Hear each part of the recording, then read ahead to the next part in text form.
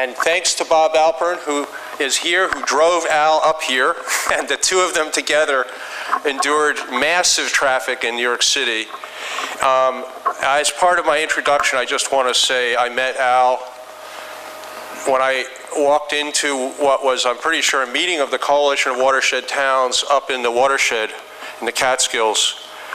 I think it was probably 1991, and I doubt he'd remember this, but we've had some fascinating conversations in the last month or so planning this, and I also met Bob back then when Bob Alpern was working for DEP as an advisor on the beginnings of what became the New York City Watershed Program. Al is a consultant. He's an adjunct at Cooper Union now. He does work internationally on sustainability and economics, and he was the commissioner of the New York City DEP back then, beginning in 1990, I guess, appointed by David Dinkins, the mayor, and that's the era when the water conservation program in New York City showed such stunning success, cutting water use by, I think, over 30%. And then the watershed program and the MOA and all that, which came after Al had moved on, but that all started under his tenure at DEP, and then for a long time he was at the Regional Plan Association, the regional planning group, as a fellow. So I'd like to bring you up, Al, and I just want to tie, while he's coming up, a few threads together with some things that got said this morning. I didn't get to hear much in the breakouts, but the discussions about collaboration and basically how do you engage people in new ways. The AWWA standard, for example, is a great model, but in the end it has to come down to people and communities. And Al's going to talk about that, and I'm sure a lot of other things. So thanks for coming. Thanks, Sam.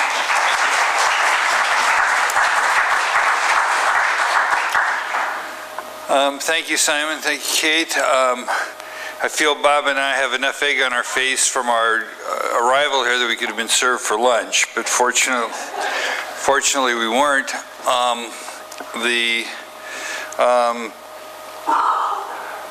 Watershed protection, this conference title is Watershed Strategies.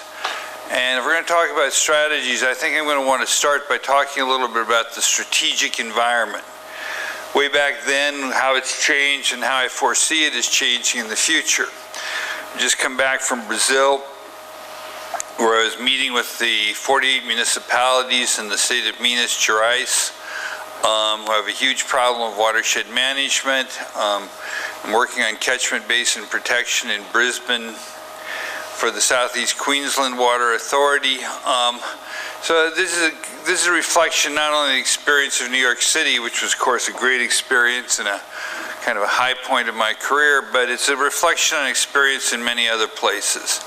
I've seen a lot of the world, and I've seen a lot of the world's watersheds in the years since then, and they're pretty common and pretty similar problems. And watershed protection is really one of the kind of pivot points if we are going to create a future of sustainability.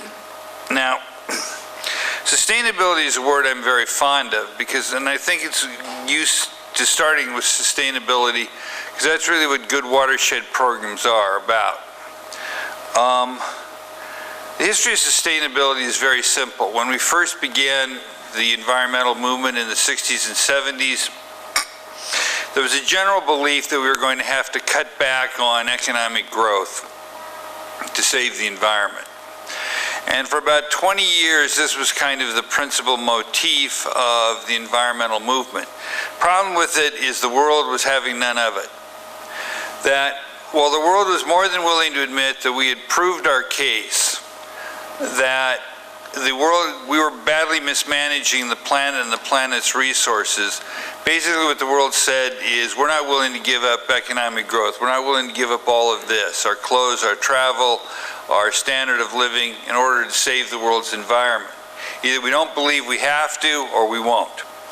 So sustainability, which is essentially a concept that we will try and develop an economy based on the wise use of environmental resources, is the answer. I know there are people in the environmental movement who still think that's a punt, but I think it's just facing reality. And the reality is, whether or not we like it or not, we're going to have to figure out a way to be prosperous within the context of the limits of the planet. Now, this does not mean, in my opinion, being, quote, green. This is not a checklist of let's recycle, let's save energy, let's save water. What sustainability is really about is taking all the wealth we waste by not being green. All the costs of things like global warming, the costs of the mismanagement of our water supply, the extra costs of supply side instead of demand side solutions, and channeling that wealth back into our economy.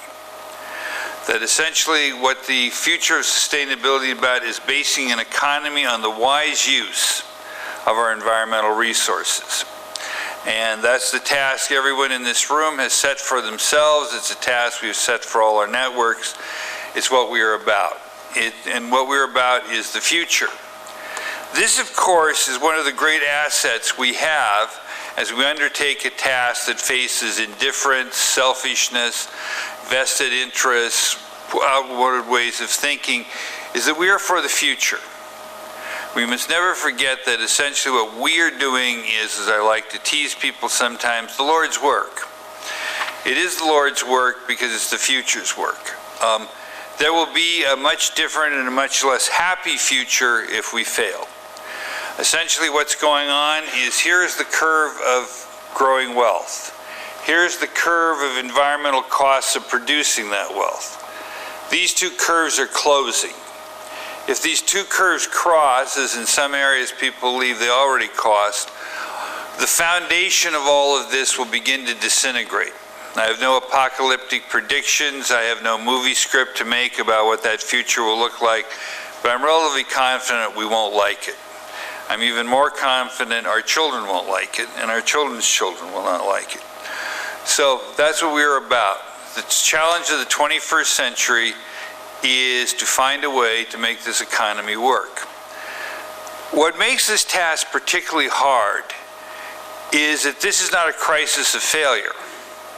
There are times when we kind of talk about evil corporations, this, that, or the other thing, the greed of the fossil fuel industry. Let us remember we did all of that. We empowered fossil fuel because it helped us create this world. We empowered the kinds of economic practices we had because it made the United States the richest and most prosperous country on earth. We made this, what we are now having to do though is ask ourselves, ask our countrymen, ask the people we share the planet with, to turn their back on success. Nothing is harder in human life than to persuade people to give up success. And that's what we have to do as well. So, we are facing a very difficult and very demanding task, and it's important that we acknowledge this. And that it's important that we acknowledge, as Simon was suggesting, collaboration is just another word for learning how to work with people. It is another word for learning how to make the things we do accepted, part of the orthodoxy of public opinion. It makes no sense for us to kind of bash politicians. I've got a very long list. I'd love to spend the next 15 minutes and make for an easy speech. Nevertheless, whether we like it or not, politics is about the art of persuasion. Politics is about how we manage a society. We have to become much more political. And I don't mean political in an instrumental sense, organizing, raising money, having get out the vote drives. I mean political in a strategic idea sense. The most powerful weapon, when I said we were for the future, we also for the future because we were right about the future, If you write about the future, those ideas can become a very powerful tool if we accept them. We cannot in ourselves be sanguine or cocky or confident that just because we're green, we're right. Just because we're green, sooner or later people are going to agree with us. This is not true. When I grew up in the American rural West, and I was doing the illegal drinking that was kind of a sign of young manhood in those days, you know, you'd walk into some bars and you'd kind of see people and you'd have to come to a decision. I can not avoid him. I'm going to have to avoid him, but I can take him. Or if I'm going to deal with that guy, he's going to have to be carried out of here. Now, we're dealing with a bunch of people, like Exxon, for example, who are going to have to be carried out. You know, we have to face that fact. We have to be firm and focused and clear and not make excuses when we fail. But we are doing wonderful things. And so we should take pride and we should take energy from the wonderful things we're doing and go forward. Now, watershed protection. The difference between this conference and 25 years ago is 25 years ago this conference would not have happened. Watershed protection 25 years ago was an academic idea.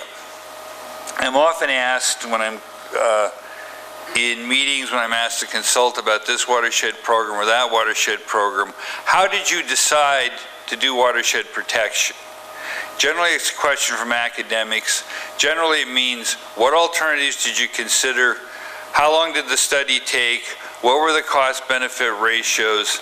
And how did you come to the conclusion you wanted watershed protection as opposed to A, B, C, or D? Short answer is it took me about 1 minute to make that decision. Having spent a lot of time in the Catskills, it seemed to me insanely ludicrous to spend billions of dollars cleaning up pollution when we could spend a lot less money preventing it. That was never the issue with the New York City Watershed Program. The issue with that program was quite simply no one believes in watershed protection.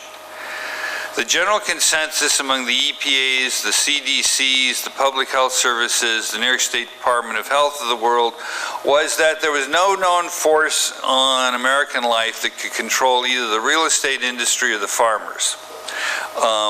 There was simply, you know, the history of controlling agriculture pollution in this country was terrible. The history of dealing with real estate development was worse. People thought when we announced we were going to try and do watershed protection, we were naive, tree huggers, or cynical. This was a cynical excuse for the city of New York to avoid spending money on watershed protection. And I cannot say with any honesty that we foresaw the course we would take. We got lucky. We made some mistakes that we were rescued from. The Department of Agriculture got the message first that this was actually an opportunity to help the people who lived on the land.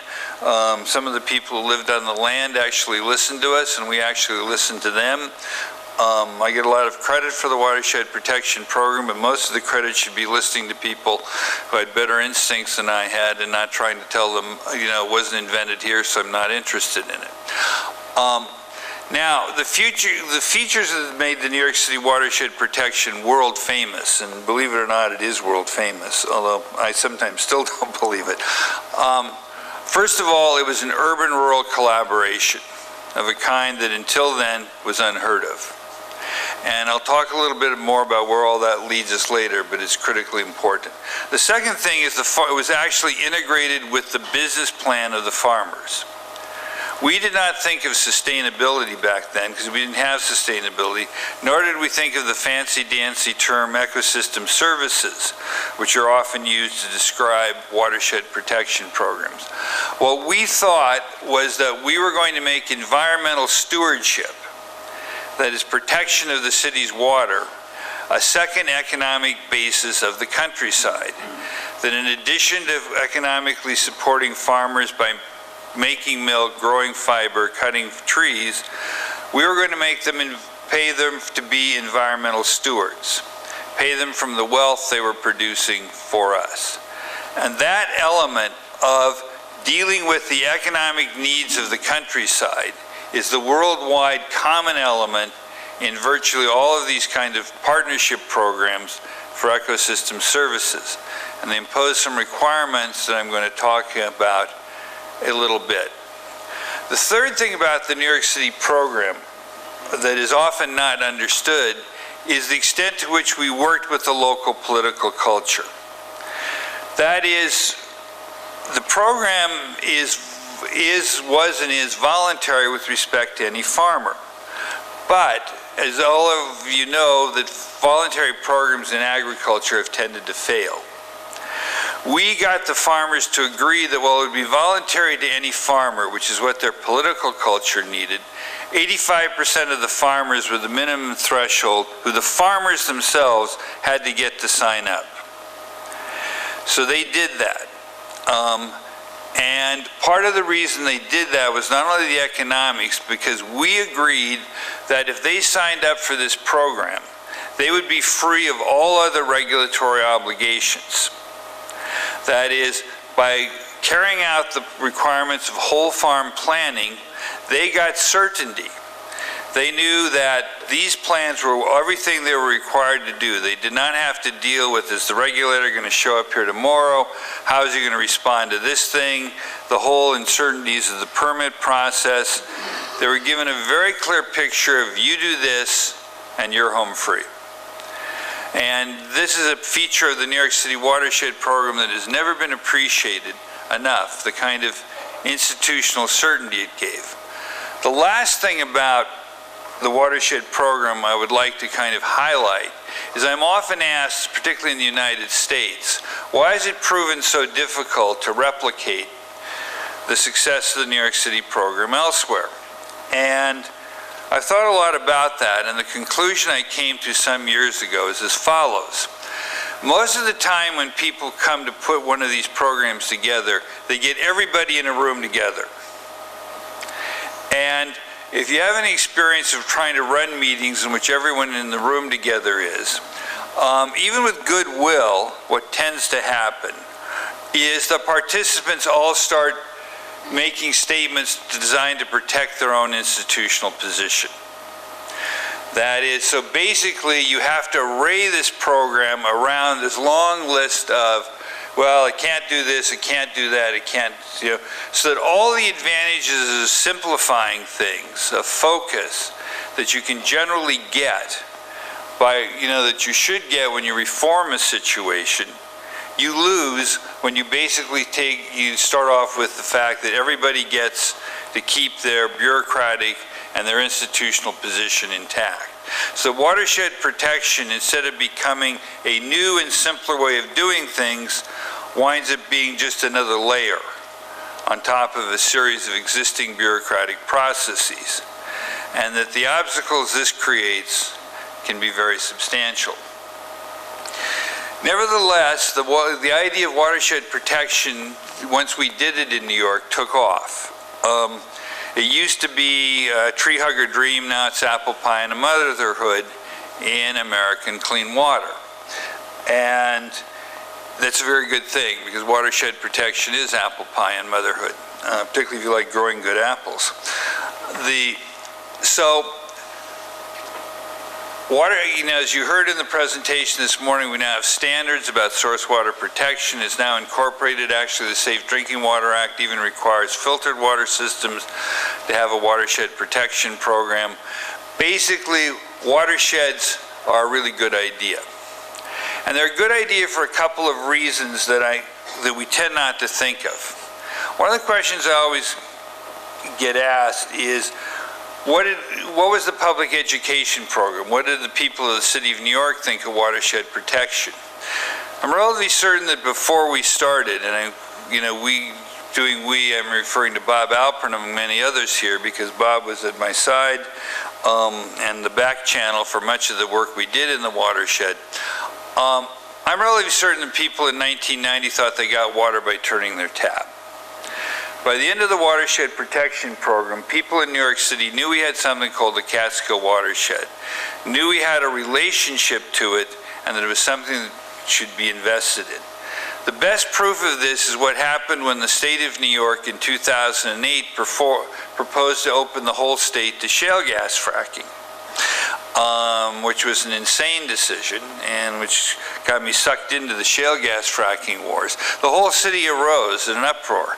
Even Bloomberg, who basically was a pro-natural gas guy, was forced to kind of jump on the anti-fracking in the New York City watershed bandwagon. It took us only 2 years to block that, and I think it set the stage for ultimately blocking shale gas fracking in the entire state. For the record, the merits of it are quite clear. If you've ever seen a shale gas fracking field, you know it's a scorched earth approach to a landscape. That is, no fracked landscape is going to be a water gathering landscape of any kind of value or worth. So the identification of the watershed in New York City was a critical step, but it's something I see a lot, which is people like the geographic link of the watershed. People like the sense of I'm physically linked through water, physically linked through my geographic relationship with this thing called the watershed. Even if it's a small watershed, even if it's a big, they like the involvement. It's a very kind of hands-on thing. I think one of the things that's been a great development for the environmental movement has been the growth of the watershed associations that was talked about before I came up here, because it gives people hands-on involvement. It gives school children a sense of how all of this stuff works. That kind of physical link is one of the great advantages of people thinking in watershed terms. Now, as I say, we've come a long way in watershed protection in the United States. We're a long way from being there, though, because basically we are still trying in these watershed areas to reconcile watershed protection with some old-fashioned ideas about how we use landscapes. For those of you who've been following this, the city of Des Moines is now suing Iowa's row crop farmers over nitrogen pollution that's going into its watershed. Instead of the leap we have not yet made, and it's partly because it's embedded in American law about balancing interests, it's partly because of political power. The leap we have not made is to look at these landscapes that are water-providing landscapes and to treat the value of the water and the fish and the recreation they provide on equal basis with more traditional economic activities. We are not kind of valuing water and fish the same way we value it, for example, in the Mississippi Valley, agricultural production. We very badly need to do that. That is the next logical step that needs to take place in terms of watershed protection. Now, overseas, when I consult, the way this issue plays out, and fortunately it hasn't played out, is as a welfare issue. That is, many overseas people have taken the message of programs like the Catskill program or some other American programs they get steered to look at as a message of you want to pay farmers. That's not the right message. The message is you want to have an economic strategy for the landscape that includes environmental protection, and you support with the value of the resource the water utility is capturing. That is, you just don't want to pay farmers a year, 2 years, 3 years to do some checklist of environmental projects. What you want to do is, whether it's farmers, small towns, little businesses, whatever, you want to have an economic strategy for that watershed that your pollution control strategy is tied into. That is, one of the things when we did the Catskill Watershed Protection Program gets most of its attention because everyone loved the farmer-city connection. But as it's kind of like Oklahoma, the cowboys and the farmers shall be friends. Everyone loved that part. They didn't get the part about upgrading sewage treatment protection. They didn't get the part about technical assistance of development controls. They didn't get the part about septic system upgrades. They don't get the part about stream corridor protection. They didn't get the part about natural resource development. They didn't get the part about small business, water compatible development. All of these things are part of a business strategy for a landscape. All of these things need to be part of your watershed protection strategy. It's a sustainability strategy. It's a strategy that basically says we're going to conserve the wealth of this landscape because the answer to clean water is a good environment. There are a lot, there's a very good technical conference and a lot of important technical presentations. But at the end of the day, whether you're talking about permeable surfaces or you're talking about measuring this kind of thing or how you're going to administer TMDLs, it all comes down to we want a good environment. We get a good environment, we get good water. And we get a good environment the right way, then we get a good rural economy. Now, where are we going in the future? Worldwide, the rural landscape is being depopulated. It is being depopulated because of what is known as industrial farming. We are the drivers of industrial farming. We want more, we want cheaper food, we want more of it. We want cheaper fiber, we want more of it. We want cheaper wood, we want more of it. We have discovered that the kind of creating all of this pollution is the best way for we, the urban population, to get the cheap quantities of goods we want. Now, there's another alternative. The alternative, if you read, say, for example, Michael Pollan's Omnivore's Delight, is the polyphase farm approach. Most agricultural studies actually show that this kind of smaller artisan approach to agriculture is a more efficient use of resources.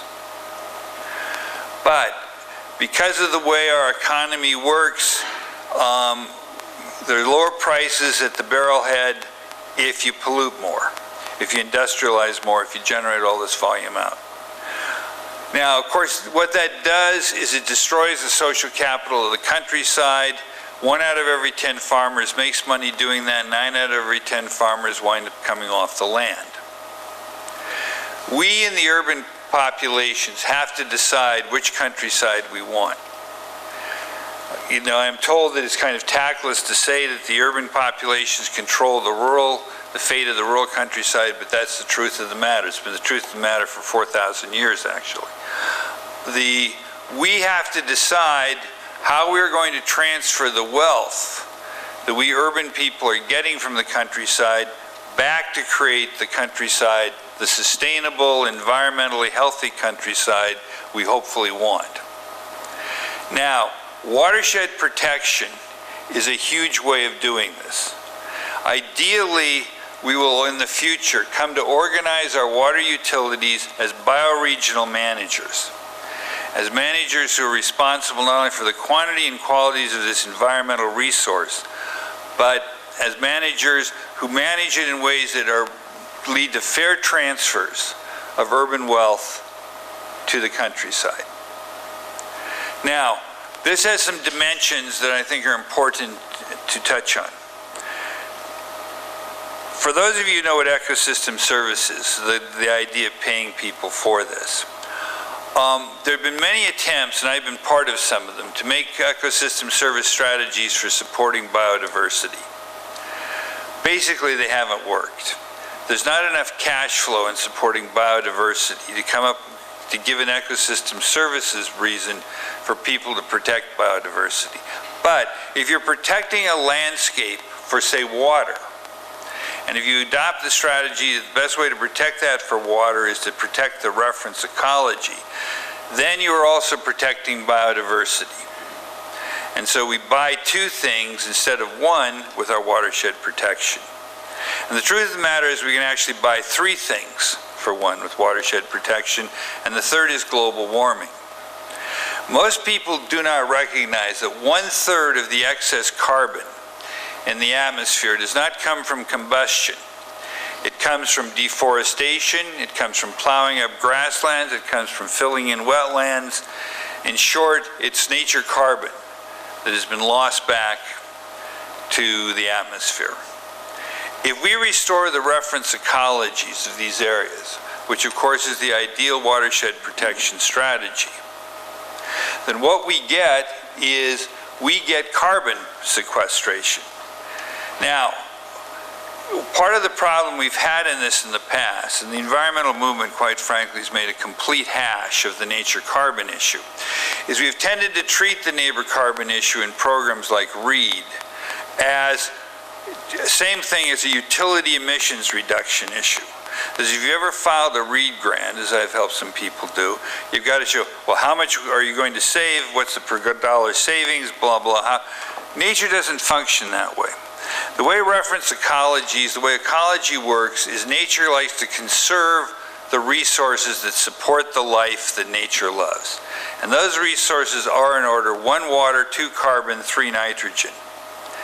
So if you restore a habitat, or if you protect a habitat in its basic reference ecology, nature will sequester carbon for as long as you keep that habitat. It's not a question we ought to cut these trees down, they're too old, they're not saving carbon anymore. That's not how nature works. So that when we talk about watershed protection, we're not only talking about the quantity and quality of our source water, we are talking about our ability to protect biodiversity, we are protecting our ability to help us deal with global warming, and of course we're talking about the social values of protecting the social capital and the ecological integrity of the countryside. It's a very big agenda, but I think that's the agenda of the future. We're going to need water utilities and similar institutions that have developed a whole new set of skills. Not only ecological skills, but social skills. Skills of collaborating, skills of mobilizing, skills of listening. That is, if you look at the 20th century, we designed infrastructure institutions to be experts, mostly experts in building things. Now we have to devise new infrastructure institutions to be experts at managing things. I was speaking in Brazil last week to the Minas Gerais. I said, there's 5 spaces the water utility of the future will occupy. It will occupy the landscape protection space, it will occupy the demand management space, it will occupy the financial space, it will occupy the infrastructure space, and it will occupy the citizen consumer space. That's the future. Bioregional managers that give us the watersheds we want, not only for water, but for all of these other sustainable purposes. And I wish you good luck in creating them. Thank you all.